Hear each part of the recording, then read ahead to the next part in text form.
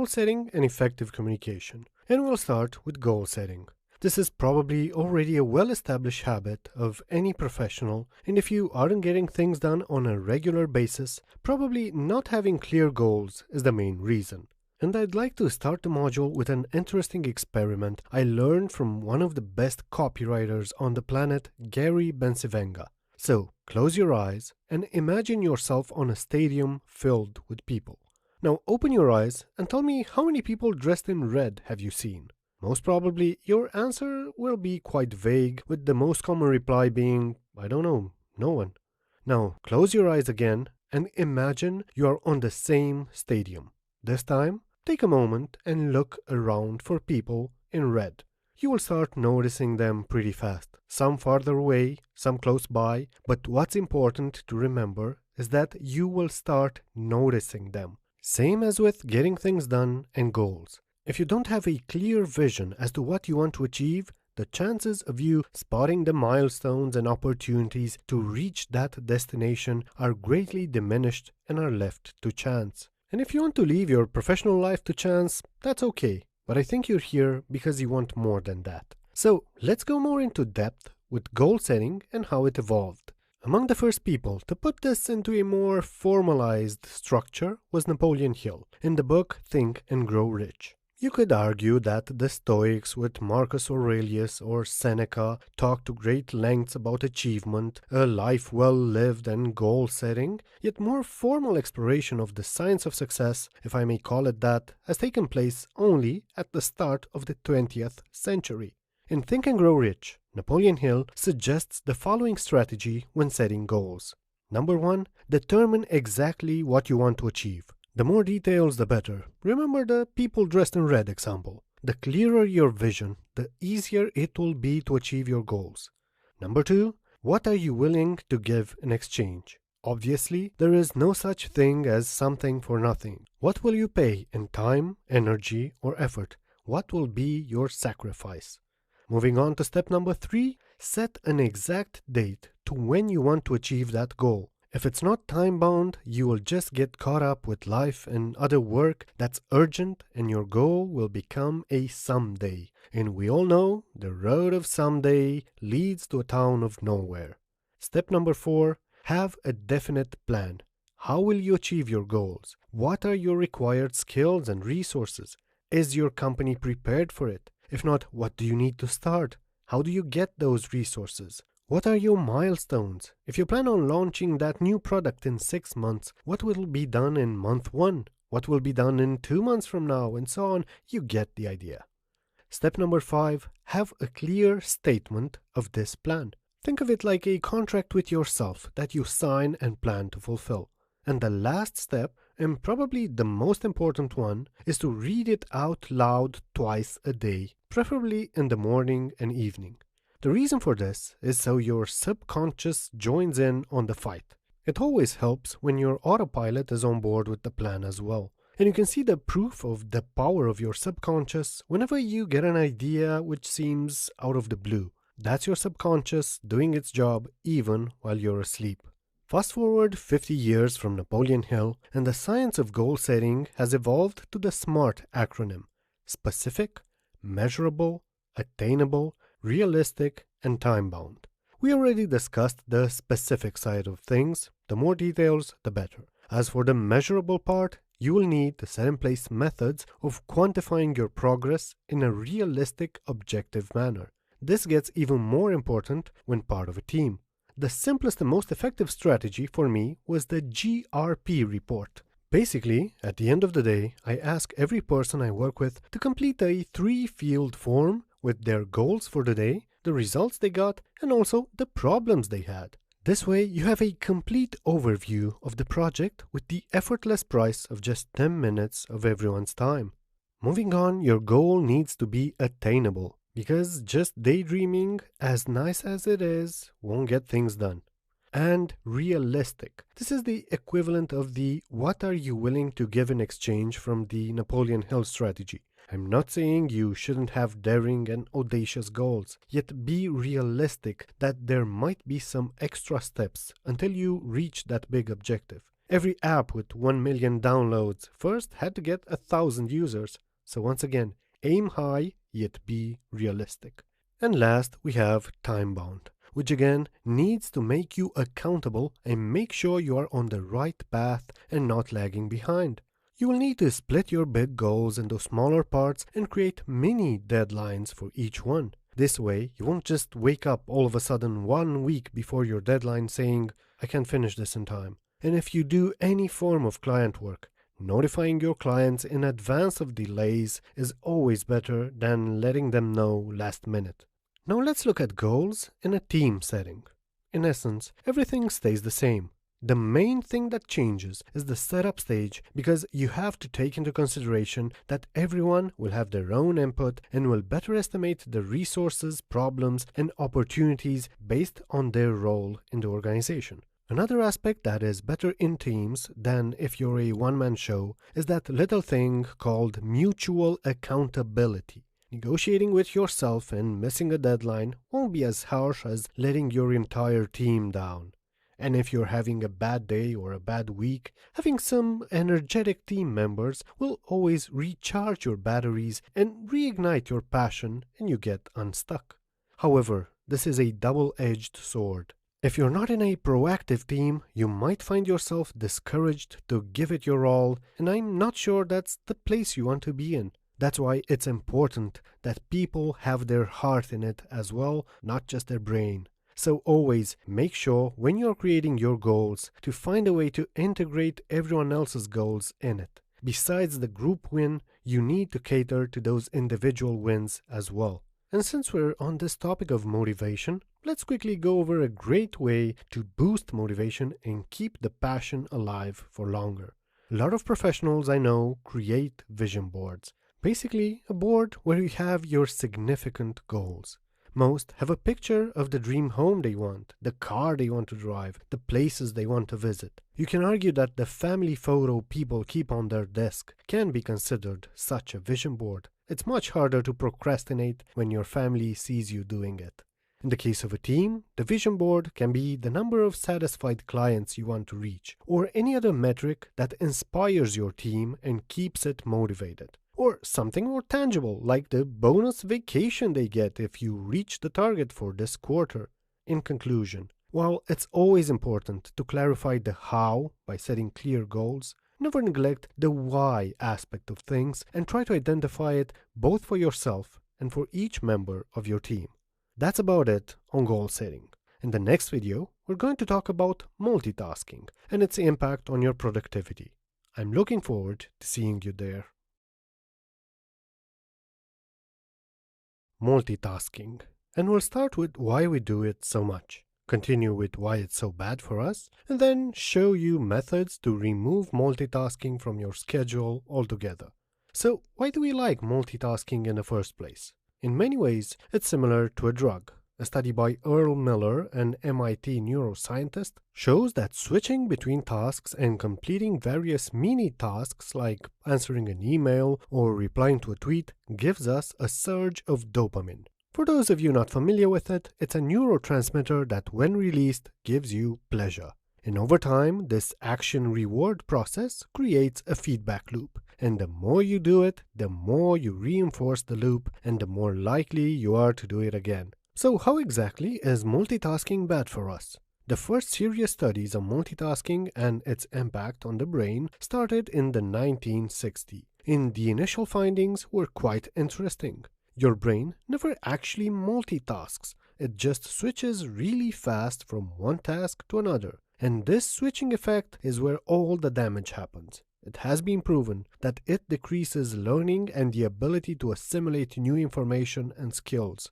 Also, the work done while multitasking is prone to having far more errors. Don't believe me? Do this simple experiment. Write an article in complete silence. Then write another article on the same topic while having a conversation with someone or listening to a podcast. You will be amazed by the lack of quality on the second one. And I'm serious about this. Don't take my word for it. Whatever your job is, put this to the test and see for yourself just how damaging multitasking is.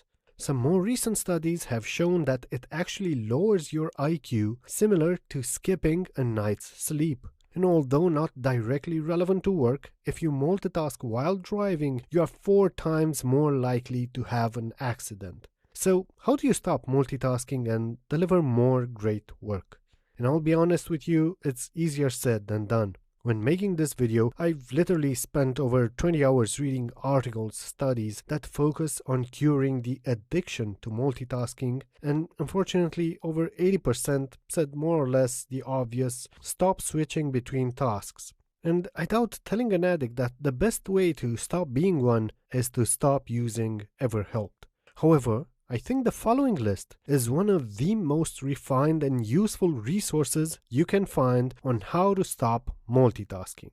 And it has just 3 steps. The first one is to carefully choose your tools. Since we're all tech savvy, most tools we use are digital, and many do more harm than good. For example, having email or any form of browser notification on is in no way a productivity tool. Constant beeps and nudges are not helping you focus in any way. That's why I encourage you to take half an hour or more if needed and sort out which notifications actually help you and which ones harm your productivity by constantly interrupting you throughout the day. Be ruthless when doing so.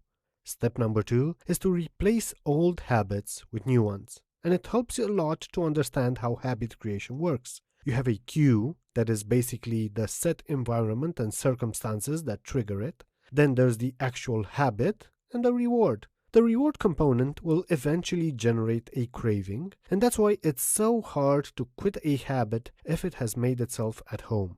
Maybe an example will make it easier to follow. Let's look at smoking. Whenever someone else lights a cigar, your smoker brain notices it and triggers the craving. And before you know it, you have a cigar in your hand as well. Same with any form of addiction. In fact, I remember reading a very interesting article that talked about how 75% of US soldiers that fought in Vietnam and were addicted to heroin, one of the most addictive substances known to man, managed to quit when returning home. The fact that their environment changed removed almost entirely the craving triggers. Getting back to our more mundane addictions, we can conclude that the ideal way to stop this never-ending multitasking loop is to either remove the cue from your life or to somehow break the sequence that gives you that dopamine jolt. And here's a personal example of what I did.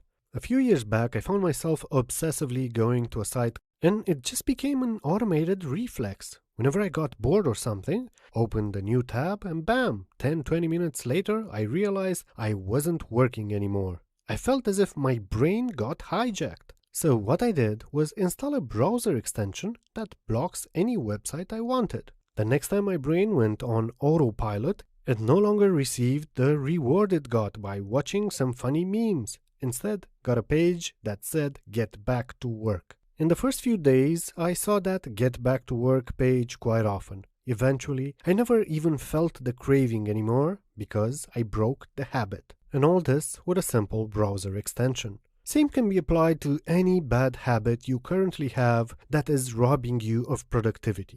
And now we've reached the 3rd step towards eliminating or at least minimizing multitasking from your life, and this requires from you to simply remove or block the things that distract you. And you can start with what's right in front of you, your desk. Remove all the things that are not essential, because the more things you have in front of you, the more things that are likely to distract you. After 2 hours of complete focus, your brain will crave some distraction. And those 5 pens and 3 coffee mugs will become quite interesting to look at. Don't give your brain opportunities to get itself distracted. Then move on to your screens. Block any unnecessary notifications on your phone. Do you have any tabs, add-ons, or toolbars that you never use? Remove anything that is not core to your goals and workflow. Now, I'm not saying you're no longer allowed any form of distraction, or that all your time should be spent in complete focus. That's absurd. What I am saying is that you create a system where you decide when to take a break and when to watch a cat video on YouTube, and not let other apps and notifications decide that for you. And that's about it. on multitasking. Once again, remember the 3-step formula to cure it or at least minimize its effects. Choose the right tools, break feedback loops that distract you, and simply remove or block the non-essentials. Moving forward, we'll talk about information overload. We'll look at the many problems it creates and how to deal with it. I'm looking forward to seeing you in the next video. Information overload. If you were to make a chart of the biggest problems the modern professional faces, this would probably be at the top of the list. So here's how we're going to tackle it. First, create some context and formalize the concept. Second, cover the main problems information overload creates, like paradox of choice and paralysis by analysis. And third, share some exercises and techniques to help you deal with it and improve your current workflow. So let's proceed. Information overload is basically the difficulty a person can have understanding an issue and make decisions due to the presence of too much information. If you want a more industrial definition, it's when input exceeds processing capacity. So how much information are we actually exposed to? A study done by the University of California concluded that in 2015 we consumed an average of 15.5 hours of media each day. The average household consumes about 6.9 zettabytes of information a year. That's a million gigabytes. And to bring that figure to simpler concepts, we are exposed to 100,000 words each day, be it information that crosses our eyes or something that we hear. Well, reading that study, something that Eric Schmidt said a few years ago came to mind. Every 2 days, we create as much information as we did from the dawn of civilization up until 2003. So you could say that the numbers above will only continue to rise in the years to come. Now let's look at the main problems information overload creates. First, we have the paradox of choice. Counterintuitively, the more choices you have, the more unsatisfied you will be with your decisions. This is covered in detail in the book with the same name by psychologist Barry Schwartz. Long story short, more choices, more freedom of decision creates higher expectations. So whenever you make a decision, be it what framework to create your new app on, or what type of sandwich to eat today, more choices will always make you think, what if one of the other choices would have been better? Another downside to having many options is that whenever you are not satisfied with the results of your choice, it's your fault. And Barry gives a great example about him buying jeans. If there's only one type of jeans and you buy them and you're not really that happy about how they fit, it's not your fault. It is what it is. But if there are 100 types of jeans and you get one that is close to perfect, you're actually less satisfied with that choice because you will keep thinking, I bet there is one pair out there that would fit me better. The main difference is that now, if something bothers you about your jeans, it's your fault for making the bad decision.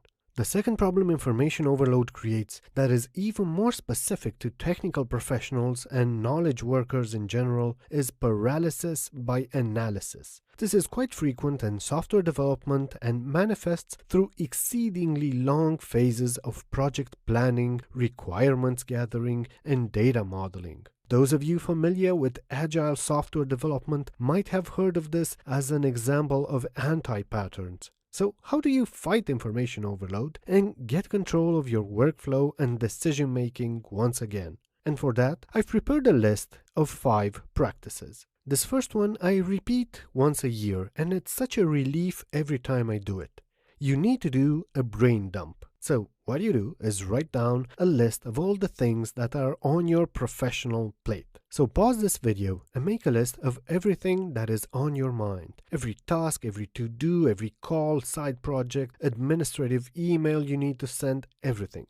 Don't be surprised if this exercise might take half an hour to complete, but remember, I meant it when I said write down everything. You won't regret it, I promise. Done?